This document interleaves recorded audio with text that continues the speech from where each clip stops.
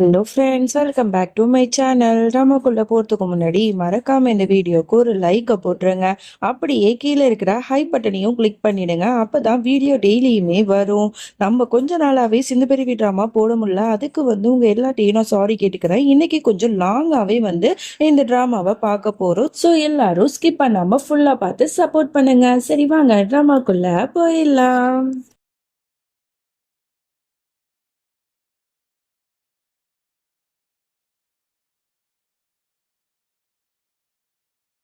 போன எபிசோட் லாஸ்ட்ல இந்த மாதிரி ராட்டூர் நம்மளோட வீரோட வீட்டுக்கு வந்திருப்பான். வீரும் ராட்டூரும் ரொம்ப நேரமா பேசிட்டு இருக்காங்க.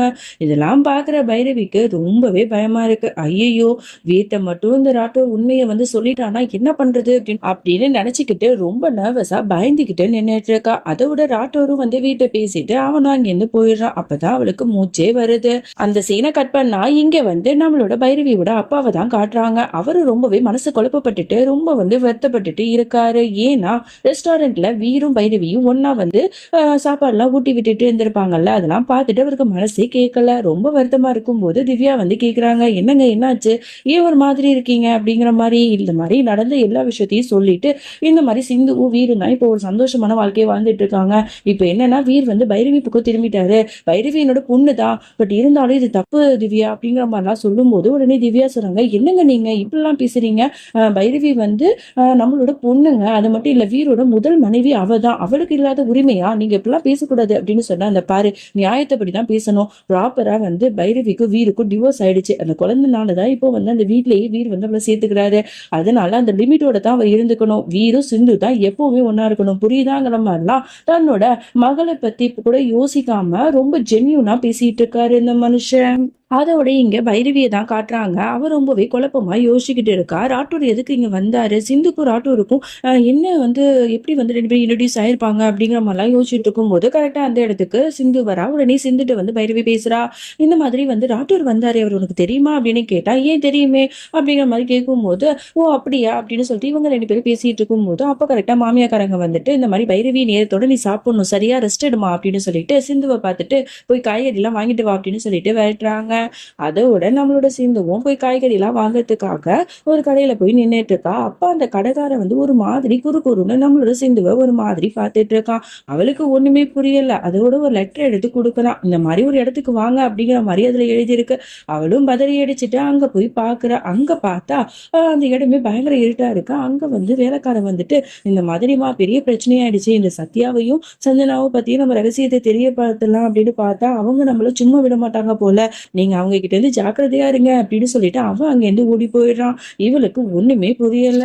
அதோட இங்க அத்தைக்காரி ஸ்டோர் ரூம் எல்லாம் கிளீன் பண்ணிட்டு இருக்கா. அப்ப அவ கையில ஒரு பாக்ஸ் கிடைக்குது. அதுல ரெண்டு செயின் இருக்கு. அதை பார்த்துட்டு இது யாரோட அப்படிங்கிற மாதிரி பார்த்துட்டு இருக்கா.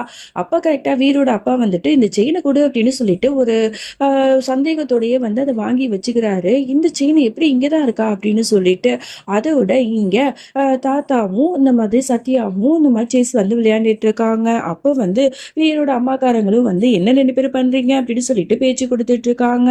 அப்ப கரெக்டா வீரோட அப்பாக்காரர் இந்த மாதிரி இந்த செயினை பாருங்க அப்படின்னு சொல்லிட்டு காட்டுறாங்க. இதை பார்த்த உடனே தாத்தாக்கும் சரி வீரோட அம்மாக்காரங்களுக்கும் சரி பயங்கரமா ஷாக் ஆகுது. அப்ப இந்த செயின் திருட்டு போகலையா, இது இங்கதான் இருக்கா, இது தெரியாம அந்த வேலைக்காரி பையனை நம்ம போலீஸ்ல பிடிச்சு கொடுத்துட்டோமே அப்படிங்கிற மாதிரிலாம் இவங்கெல்லாம் பேசிட்டு இருக்காங்க. இதெல்லாம் கேட்கும் போது சத்யாவுக்கு பயங்கரமா கோவம் வருது. ஏன்னா அந்த சின்ன பையனை இவனை தானே திட்டுப்படி சொல்லிட்டு இந்த மாதிரி போலீஸ்ட பிடிச்சு கொடுத்துருப்பாங்க. ஸோ அதெல்லாம் யோசிச்சு பார்த்துட்டு பயங்கரமா கோவப்பட்டுட்டு இருக்கான். ஆனா யார்ட்டையும் காட்டாம. அதோட இங்க சிந்துவை தான் காட்டுறாங்க. அவ இந்த மாதிரி சத்யா சஞ்சனா ரெண்டு பேருமே வீட்டுள்ளாக்க வந்திருப்பாங்கல்ல, அதுலேருந்து அவங்க ரெண்டு பேரும் என்னெல்லாம் பண்ணாங்கிற மாதிரி எல்லாத்தையும் யோசிச்சு பார்த்துட்டு இவங்க ரெண்டு பேரும் ரொம்ப ஆபத்தானவங்களா இருக்காங்க, எப்படி இவங்களோட ரகசியத்தை எல்லாருக்கும் முன்னாடியும் ஆதாரத்தோட நிரூபிக்கிறது அப்படிங்கிற மாதிரிலாம் யோசிச்சுட்டு இருக்கா. அதே சமயம் இங்க சத்யா பயங்கர கோவத்தோட அப்படியே ஒரே இடத்த முறைச்சு பார்த்துட்டு இருக்கான். அப்பதான் கரெக்டா சஞ்சனா அண்ணா அப்படிங்கிற மாதிரி கூப்பிடுறா. உடனே அவன் மனசு விட்டு எல்லாத்தையும் சொல்லிட்டு இருக்கான். உனக்கு தெரியுமா சஞ்சனா, நம்ம அம்மா இழந்ததுக்கு இந்த குடும்பம் தான் காரணம். அன்னைக்கு என்ன சொன்னாங்க, விஜயோட செயினை நான் திருடிட்டேன் அப்படின்னு சொல்லிட்டு தான் என்ன போலீஸ்ட்ட பிடிச்சு கொடுத்தாங்க. ஆனா இப்ப அந்த 2 செயினுமே ஸ்டோர் ரூம்ல இருந்து எடுத்துட்டு வந்து காட்டுறாங்க. இதெல்லாம் பார்க்கும்போது எனக்கு அவ்வளவு ஆத்திரமா வருது அப்படின்னு சொல்லும்போது சஞ்சனாக்கே ஆத்திரமா வருது. என்னன்னா சொல்றீங்க, வீட்டுள்ளாக்கே வச்சுட்டு தான் இந்த மாதிரி பழி போட்டிருக்காங்களா அவங்க மேல அப்படின்னு சொல்ல, ஆமா, இதனால நம்ம அம்மாவை இழந்ததுதான் மிச்சம், இவங்களை கண்டிப்பா நம்ம சும்மா விடக்கூடாது அப்படின்னு சொல்லிட்டு இவங்களுக்கு இந்த குடும்பம் மேல இருக்கிற அந்த கோவம் இன்னமும் அதிகரிச்சுட்டு தான் இருக்கு. என்ன பண்ண போறாங்கன்னு ஒண்ணும் தெரியல. அதோட இங்க பைரவி ஒரு ரெஸ்டாரண்ட்டுக்கு வந்திருப்பா. அதே ரெஸ்டாரண்ட்டுக்கு தான் சத்யா சஞ்சனா 2 பேருமே உட்கார்ந்து சாப்பிட்டுட்டு இருப்பாங்க. அப்ப சஞ்சனா என்னெல்லாம் ஆர்டர் பண்ணலாம் அப்படின்னு சொல்லிட்டு அந்த புக்கை பார்த்துட்டு இருப்பா.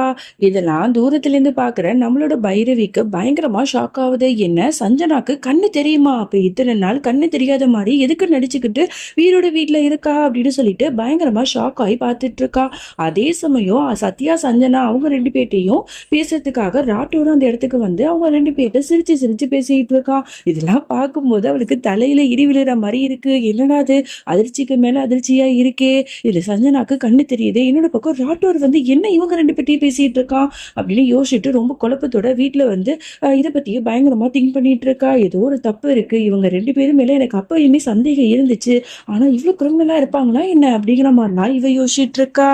அதோட இங்க சத்யா சஞ்சனா அப்புறம் மொத்த குடும்பம் வீரோட குடும்பத்து கூட ஜாலியா சிரிச்சு பேசிட்டு இருக்காங்க. இதெல்லாம் பாக்குற சிந்துக்கு பிடிக்கலதா, பட் இருந்தாலும் வெளில காட்டிக்கல. அதோட அவங்க எல்லாரும் அசர நேரமா நைட்டு நேரத்துல இவங்க 2 பேரும் திருட்டுத்தனமா கார்டன்ல போயிட்டு பிளான் போட்டுட்டு இருக்காங்க, எப்படி இந்த குடும்பத்தை பழிவாங்கிறது அப்படின்னு சொல்லிட்டு. இது எல்லாத்தையுமே தூரத்துல இருந்து ஒரு செடிக்கு பின்னாடி நம்மளோட சிந்து ஒட்டி கேட்டுட்டு இருக்கா. அப்ப ஒரு சத்தம் கேக்குது. உடனே சத்யாவுக்கு சந்தேகம் வந்துடுது, யாரோ அங்க இருக்காங்களோ அப்படின்னு நினைச்சுக்கிட்டு அப்படியே பக்கத்துல போறா. இங்க சிந்துக்கு ரொம்ப பயமா இருக்கு. ஐயோ, நம்மள பார்த்துட்டா என்ன பண்றது அப்படின்னு சொல்லிட்டு பயந்துட்டு நிக்கிறா. அப்புறம் கரெக்டா அந்த செடி பக்கத்துல போறான். பார்த்தா அங்க யாருமே இல்ல. என்னடா அது, யாரும் இல்ல, ஏதோ பூனையா இருக்குமோ அப்படின்னு சொல்லிட்டு அவனும் அங்கேருந்து போயிடுறான். ஆனா அந்த இடத்துல நம்ம சிந்து எல்லாத்தையும் கேட்டுட்டு தான் இருந்திருப்பா. நல்ல வேலை இவங்க கண்ணுல படாம தப்பிச்சிருப்பா. இங்கே அப்படியே சிந்துவோட அம்மாவும் தான் காட்டுறாங்க. அம்மு மேலேயும் தன்னோட புருஷன் மேலேயும் இந்த மாதிரி பைரவியோட அம்மாக்காரங்க கொஞ்சம் கொஞ்சமா சந்தேகப்படவும் ஆரம்பிக்கிறாங்க. ஸோ இதைத்தான் புஷ்கரும் விரும்பினா அவன் வில்லத்தனமா சிரிச்சிட்டு இருக்கான். 2 பேரும் நல்லா மாட்டிக்கிட்டாங்க அப்படின்னு சொல்லிக்கிட்டு. ஆனா அவங்க 2 பேருக்குள்ள அப்படி தப்பான உறவு எதுவுமே இருக்காது. ஆனா இவனே அந்த மாதிரி ஒரு தப்பான உறவு இருக்கு அப்படின்னு சொல்லிட்டு அவனோட அக்காக்காரி கிட்ட ஏத்தி விட்டுருப்பான், அதாவது பைரவியோட அம்மா கிட்ட. ஆனா இது எதையும் புரியாத பைரவியோட அம்மா தன்னோட புருஷனையும் அம்முவையும் தப்பா நினைச்சிட்டு இருக்காங்க. அதோட இங்க பைரவியை தான் காட்டுறாங்க. சத்யா சஞ்சனா 2 பேரும் வீட்டு உள்ளாக்க வராங்க. அவளுக்கு செமையா கடுப்பாகுது. உடனே சஞ்சனா கிட்ட போயிட்டு, என்ன சஞ்சனா, வர வர உனக்கு கண்ணு நல்லா தெரிய ஆரம்பிச்சிட்டு போலையே அப்படிங்கிற மாதிரி கொஞ்சம் கிண்டல் பண்ற மாதிரி பேசுறா. என்ன சொல்றீங்க அப்படின்னு கேட்டா, இல்ல நீ வர வர இப்ப நல்லா பழகிக்கிட்டேங்கிற, நீ பார்க்கும் போதெல்லாம் உனக்கு கண்ணு தெரியாத மாதிரியே இல்லை, நல்லா கண்ணு தெரியுதுங்கிற மாதிரி தான் இருக்கு, அந்த மாதிரி தான் இருக்கு, இதான் நல்லது, குட் குட் அப்படின்னு சொல்லிட்டு பாராட்டிட்டு இருக்கா. அப்ப கரெக்டா அந்த இடத்துக்கு வீர் நீ எது கவலைப்படாத அப்படின்னு சொல்லிட்டு ஆறுதலா அவரோட தோலை தட்டி கொடுத்து கையை பிடிச்சிட்டு இருக்கா. உடனே சஞ்சனாவும் கையை பிடிச்சிட்டு தேங்க்ஸ் வீர் அப்படிங்கிற மாதிரி பேசிட்டு இருக்கா. இவங்க 2 பேரும் கை பிடிச்சிட்டு இருக்கிறத பாக்குற நம்மளோட பைரவிக்கு செம்மையா பொறாம வருது. உடனே அவங்க 2 பேரும் கையை விலக்கி விட்டுட்டு, வீர் வாங்க, உங்களுக்கு பசிக்கல, சாப்பிடலாம் வாங்க அப்படின்னு சொல்லிட்டு அழைச்சிட்டு போறா. அதோட இங்க நம்மளோட வீர் என்ன பண்றா, சாப்பிட்டுட்டு இந்த மாதிரி புக்ஸ் எல்லாம் படிச்சிட்டு இருக்கா. அப்ப நம்மளோட சிந்து இந்த விஷயத்த, அதாவது சத்யா சஞ்சனாவை பத்தி சொல்லலாம் அப்படின்னு சொல்லிட்டு யோசனையா இருக்கா. அதோட சொல்றதுக்கு போறான். மறுபடியும் அவன் எப்போதும் போல அவளை கண்ணா பின்னான்னு திட்டி விட்டுடுறான். இந்த மாதிரி பேச்சை வச்சுட்டு என்கிட்ட வராத அப்படின்னு சொல்லிட்டு. இவளுக்கு ரொம்பவே கஷ்டமா இருக்கு. சரின்னு சொல்லிட்டு வேலை பார்க்கலான்னு சொல்லிட்டு போனா அங்க மாமியாக்காரங்களும் வாய்க்கு வந்தபடி இவளை கொஞ்சம் கொஞ்சமா காயப்படுத்தி அவளோட வீட்டுல உள்ளவங்க அம்மாவை பத்திலாம் ரொம்ப தப்பா பேசுறாங்க. இதெல்லாம் பார்த்துட்டு அவளுக்கு மனசு உடைஞ்சு போயிடுது. உடனே ஒரு இடத்துல உட்காந்து ஒவ்வொன்றும் ஒப்பாரி வச்சால ஆரம்பிச்சிடுறா. என்ன பண்றது, நம்மளோட வாழ்க்கை மட்டும் எப்படி இருக்கு, வீர் நம்மளை புரிஞ்சிட்டு இருந்தாரு, வீருக்காக எல்லாத்தையும் தாங்கிட்டு இருந்தோம், இப்ப வீரும் என்னை புரிஞ்சுக்க மாட்டாரு, இன்னொரு பக்கம் என் மாமியார் குடும்பம் தாங்க முடியல, கடவுளையும் நான் என்ன பண்ணுவேன் அப்படின்னு சொல்லிட்டு ஒவ்வொன்றா அழுறா. பார்க்கவே பாவமா இருக்கு. அப்போ கரெக்டாக அம்மா கால் பண்ணி, என்னம்மா சிந்து நல்லா இருக்கியா அப்படிங்கிற மாதிரி விசாரிக்கிறாங்க. இவளுக்கு மனசுல 1000 கவலைகள் இருந்தாலும் தன்னோட அம்மா கிட்ட சொன்னா வருத்தப்படுவாங்கன்னு சொல்லிட்டு, நான் ரொம்ப நல்லா இருக்கம்மா அப்படின்னு சொல்லிட்டு வைக்கிறா.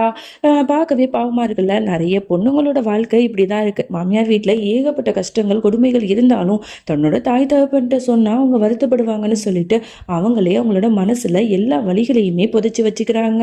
இந்த மாதிரி உங்க லைஃப்ல ஏதாவது ஒண்ணு இருந்துச்சு அப்படின்னா மறக்காம கீழே கமெண்ட் பண்ணுங்க. நிறைய பொண்ணுங்களோட வாழ்க்கை எப்படி இருக்கு, என்னோட வாழ்க்கை கூட அப்படிதான் இருக்கு. ஸோ அதனால தான் கேட்டேன். உங்களோட வாழ்க்கையிலேயே நடந்த ஒரு கசப்பான சம்பவங்களை ஷேர் பண்ணுங்க. நம்மளும் தெரிஞ்சுக்கலாம் ஒருத்தருக்கு ஒருத்தர் ஆறுதலா. அதோட இங்க அடுத்த நாள் ஆகுது. வீரோட வீட்ல பூஜை நடந்துட்டு இருக்கு. எல்லாரும் சாமி கும்பிட்டுட்டு இருக்காங்க. அப்ப சஞ்சனாக்கு வந்து சத்யா வந்து ஏதோ மெசேஜ் போடுறா. அதை வந்து சஞ்சனா பார்த்துட்டு கொஞ்சம் வந்து டென்ஷன் ஆயிட்டு போய் தண்ணி குடிக்கிற மாதிரி ஒரு ஆக்டிங்கை போடுறா. இதெல்லாம் சிந்து கவனிச்சுக்கிட்டு இவங்க ஏதோ ஒரு பிளான் போடுறாங்க அப்படின்னு சொல்லிட்டு புரிஞ்சுக்கிறா. உடனே கடவுள்கிட்ட போயிட்டு வேண்டிட்டு இருக்கா. கடவுள் ஏதாவது பண்ணுங்க, இவங்க 2 பேருக்கும் எதிரான ஆதாரம் எனக்கு கிடைக்கணும் அப்படின்னு சொல்லிட்டு வேண்டிட்டு இருக்கா. அப்போ வந்து சஞ்சனா திருட்டுத்தனமா கார்ல போறா. இதை பார்த்து சிந்துக்கு பயங்கரமா ஷாக் ஆகுது. அவளை ஃபாலோ பண்ணிட்டு இவளும் போறா. இங்க வந்து பைரவியை தான் காட்டுறாங்க. பைரவிக்குமே சத்யா சஞ்சனா மேல பயங்கரமான சந்தேகம் இருக்கு இல்லையா, அதனால அதை பத்தி தெரிஞ்சுக்கணுங்கிறதுக்காக ராட்டோரை மீட் பண்றதுக்காக ஒரு ரெஸ்டாரண்ட்டுக்கு போறா. ராட்டோரும் அவங்க கிட்ட வந்துடுறான். வந்துட்டு என்ன அப்படின்னு கேட்குறான். அப்பதான் அவன் சொல்றான், ஆமா நீ வந்து என்ன கிரிமினலா வந்து யோசிச்சு வச்சிருக்க சொல்லு, வீரையும் வீரோட குடும்பத்தையும் நீ பழிவாங்க பாக்குறியா, அந்த சத்யாவுக்கும் உனக்கு என்ன உறவு சொல்லு சொல்லு அப்படின்னு சொல்லிட்டு பயங்கரமா கேட்கிறா. என்ன சொல்ற, நான் எதுக்கு வீர் குடும்பத்தை பழிவாங்க போறேன், அவன் என்னோட ஃப்ரெண்டு, கேஷுவலா அவன் கிட்ட நான் ரெஸ்டாரண்ட்ல பேசினேன், இதுல என்ன தப்பு இருக்கு அப்படின்னு கேட்டா, இல்லவே இல்லை நீ போய் சொல்ற, ஏதோ ஒன்று பிளான் வச்சிருக்க சொல்லு அப்படிங்கிற மாதிரிலாம் இவ திருவி திருவி கேட்கிறா. உடனே அவளோட கையை பிடிச்சிட்டு, பைரவி நான் வந்து உன்னை காதலிக்கிறேன், நான் எதுக்கு வந்து வீரை வந்து பழிவாங்க போற சொல்லு அப்படின்னு சொன்ன உடனே அவளுக்கு பயங்கரமா கோவத்து கையை வந்து வெடுக்குன்னு பிடிச்சி இழுக்கிறா. அப்போ அவளோட கையில வந்து காயமாயி ரத்தம் வருது. உடனே ராட்டோர் வந்து பதறிட்டு, ஐயோ பைரவி என்னாச்சு உட்காரு அப்படின்னு சொல்லிட்டு அவளோட கைக்கு வந்து மருந்து வைக்கிறான். ஐயோ உன்னோட நடிப்பை நிறுத்து, உன்னை வந்து என்ன கேர் பண்றது எனக்கு சுத்தமா பிடிக்கல அப்படின்னு சொல்லிட்டு கத்துறா. அந்த பாரு நான் உனக்காக இல்லை, உன்னோட குழந்தைக்காக தான் நான் அப்படிலாம் பண்றேன், கொஞ்சம் அமைதியா இரு, எனக்கும் அவனுக்கும் எந்த விதமான ஒரு கிரிமினலான எந்த விதமான ரிலேஷன்ஷிப்பும் இல்லை, நான் வந்து ஜஸ்ட் உன்னோட ஃப்ரெண்டு தான், புரிஞ்சுக்கோ அப்படின்னு சொல்லிட்டு இவன் புலம்பிட்டு இருக்கான்.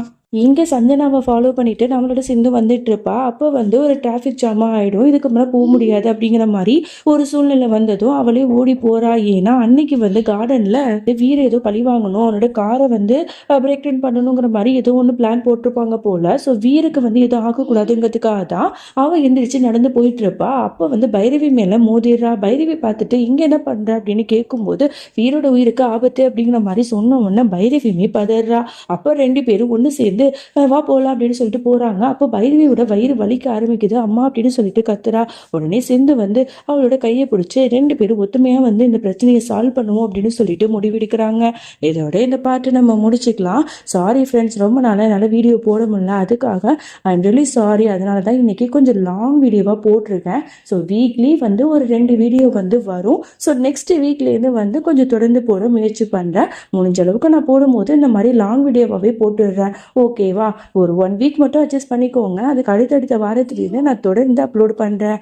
இதே மாதிரி சப்போர்ட் பண்ணிக்கிட்டே இருங்க. நெக்ஸ்ட் ஒரு சூப்பரான வீடியோவில் பார்க்கலாம். பாய்.